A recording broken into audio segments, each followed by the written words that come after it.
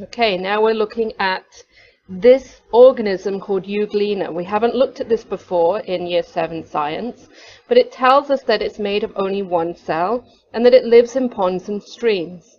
It says it has features of both plants and animals, so that's quite unusual. What evidence suggests it's an animal cell, not a plant cell? Well, I know that animal cells don't have cell walls, so there's no cell wall. That's one clue. And it's also got this sort of like little reservoir, they call it a reservoir, for taking in particles of food. So reservoir for taking in food.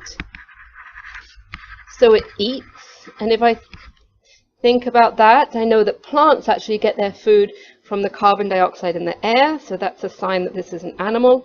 It's also moving, so this movement here could also be a sign, so a flagellum, although some plant cells do have flagellum, but mostly not.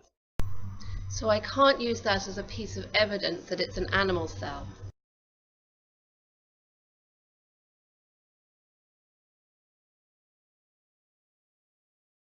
Notice that it has chloroplasts. Well, that tells me that it might be more like a plant cell, not an animal cell, so I wouldn't include that in my answer.